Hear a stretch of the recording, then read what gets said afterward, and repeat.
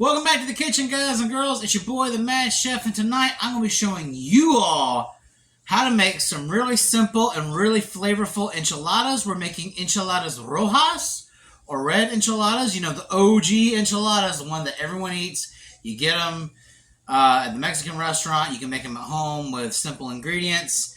We're going for a more authentic route tonight. So before you guys reach into your pantry and grab a can of Old El Paso, put it back. You know why? Because it's time for another installment of authentic half Mexican food. We're not giving Old El Paso any more of our money. You know why? Because we can make a banging enchilada sauce at home with some simple ingredients and not a whole lot of time. Alright, so let's go ahead and get started. This is going to be my base for my enchiladasrojas sauce. So in front of me I've got 7 guajillo chilies that I decapitated and seeded. And next to it are 3 Japones chilies that I've just decapitated. I'm keeping the seeds in. Now, the reason why I'm using Japones is because I live in a very small town and I cannot find arbol chilies to save my life. These are pretty much similar, almost identical in taste. So, guys, if you're in a small town, you can't find arbol chilies, which are traditional chilies used in enchiladas. Japones will work. All right, so I'm keeping the seeds on these Japone peppers because if you've watched my video on Better Than the Box, how to make Hamburger Helper's cheesy enchilada skillet meal, you see that I used a mild red enchilada sauce and a medium red with a little more heat. So we're trying to recreate the flavor of those 2 enchilada sauces combined. So let's get started. So all I've done here is put our dried chilies into some water, seasoned with some kosher salt. We're going to bring these bad boys up to a boil, and we're going to let them cook until they're tender and falling apart. Alright, so it's been about 10 minutes since we put these peppers on. Let's take a look at what they look like.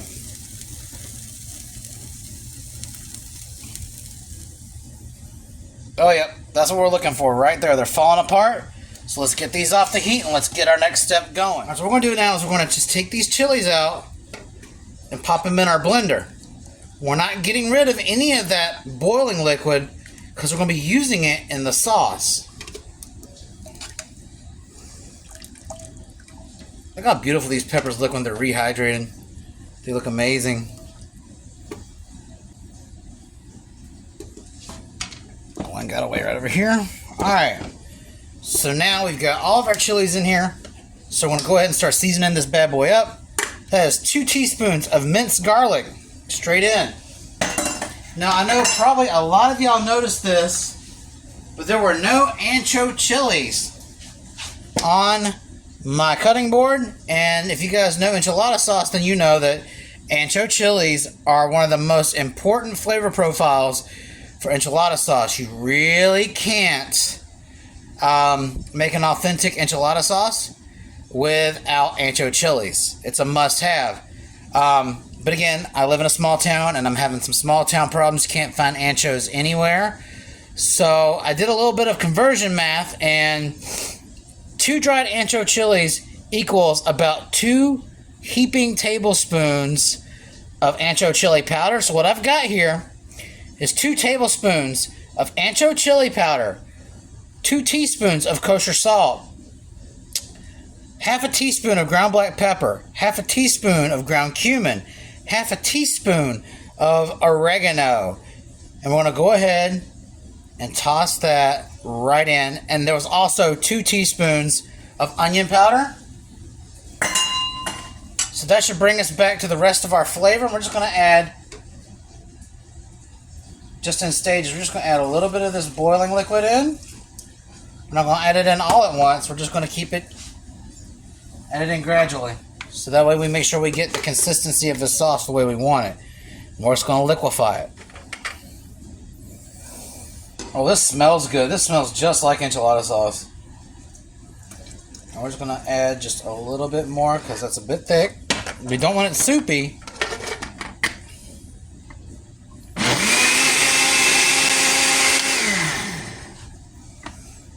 Alright. So now I'm going to go ahead. This is kind of thin. I'm going to go ahead and take a taste. And I want to tell you how this stuff tastes. Honestly, it smells beautiful.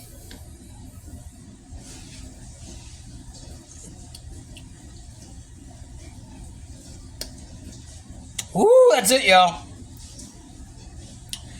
Nothing else needed. Well, I might want to add a little bit more salt. We want to blend that up. Just a little bit. My God, y'all, that is fantastic. So let's go ahead and start making our enchiladas. So all I got in this bowl is just 2 pounds of regular ground beef, 80-20. And we're seasoning it with my signature Mexican seasoning, which you should know how to make by now. But like last time, if you missed the video or if you're new to the channel, I'll have a link in the description and a card floating around where I'll show you how to make my incredible Mexican seasoning. So what we're going to do is we're going to take this beef to the stove, cook it down, and drain it. And I'll see you after I do that. Alright, so my ground beef is cooked through, completely drained. And I'm just going through and drying it out like I always do. Just getting a lot of that excess water out.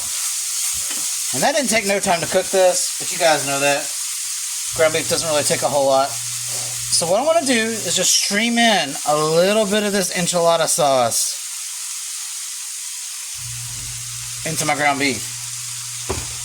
You don't want to add too much, but of course, you don't want to add too much because you want to save some for later to top your enchiladas with. When I was making enchiladas with canned ingredients like Old El Paso, I would use that 12-ounce small or 8-ounce can. I think it's 8-ounce can of the medium enchilada sauce, and I would just use that to make more flavor and bring back some juiciness to the ground beef. Yeah, so that's all I'm doing here. You kind of just want to marry the meat with the enchilada sauce. It adds a depth of flavor, and that smells marvelous. Alright, that should do it. You don't want it soupy. You just want enough to give it some flavor, some moisture. We want to take this off the heat and start assembling our enchiladas. Alright, so now before we do anything, I'm going to go ahead and get our glass baking dish, Pyrex, Anchor Hocking, whatever you have, doesn't matter. We want to get us a nice aggressive layer down bottom. The reason we do this is to make sure our tortillas don't stick. Would you look at that lovely red? Oh my goodness. Alright, now, let's go ahead and get our meaty goodness on here. So this is how I like to assemble mine. Get yourself a plate. Get yourself a nice size flour tortilla.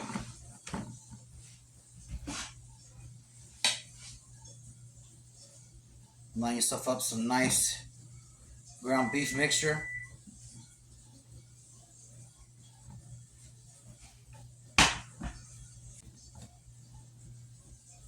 Then we're going to flip one side over and then roll it. You want to leave one side exposed. And there you go. And do this for all your tortillas until you use all your ground beef mixture. Alright, so that produced me 7 rather large enchiladas. Now we're going to just take the rest of this and cover the top. And guys, I did try some of that beef because I couldn't wait. That fell out of some of these enchiladas, and oh my God. We have did something here, guys. Like, something unprecedented has happened tonight on this channel. If you guys try this and then go back to canned sauces again, there is something really wrong with you. This is next level stuff that we've done here tonight. I've not had enchilada beef ever taste this good before. I'm not saying that because I made it from scratch. I'm saying it because it tastes amazing. I made some things here on this channel that weren't as great as I thought they would be, and I'll let you guys know that. This is great stuff. So now we're just going to cover the top with Fiesta blend cheese. Like I tell you guys, if you're cooking Mexican, you want this kind of cheese. At least I do. Now you can always go for a more traditional cheese like Oaxaca cheese, which I cannot find near here. Or some good old quesadilla, some queso fresco, whatever have you. It's almost kind of looks like a Mexican lasagna. Alright, so we just want to make sure we cover that top down the sides. I like my enchiladas really, really, really, really cheesy. So we're just going to go ham with it. Alright, we're not done yet. Some dried cilantro. This is like the Mexican parsley. You sprinkle this shit on everything.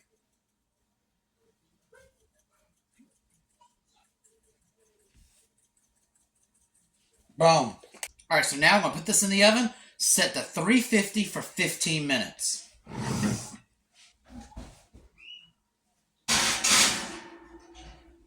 You guys know I'm super stoked about this, so I want to hit you guys up with an overhead, and would you look at that? That looks absolutely marvelous. I can't wait to try this, so let's get to plating. Alright, y'all, so now is the time to see if we have created both the cheesiest and the best enchiladas rojas ever. Lord. Again, I know I say this a lot, so I'm probably a broken record by now. I wish we had smell-o-vision. You can't get this out of a freaking can. Or in a frozen meal. Let me get a paper towel. I don't know if you can tell, but I am just thrilled to be here witnessing this. Loaded. Loaded, y'all. Loaded.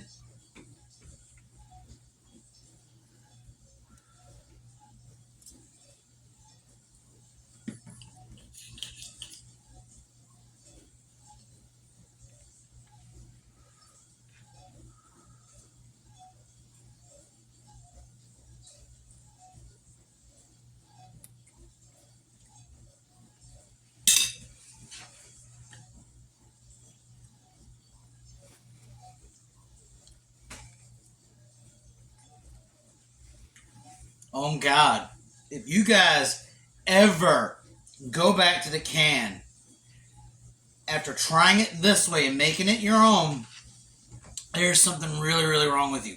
Love you guys, but this is hands down the best enchiladas I've ever eaten in my life. It's not overly spicy, but it has all the flavor. This brings flavor to you. Welcome to Mexico. Mexico can be your kitchen. Right now it's mine. Guys, I'm going to dig into this and thoroughly enjoy it. You need to make this. Out of all the recipes that I've put out on this channel, I mean, you need to try several of them, but you cannot not experience these enchiladas. This is not a joke. This is not a game.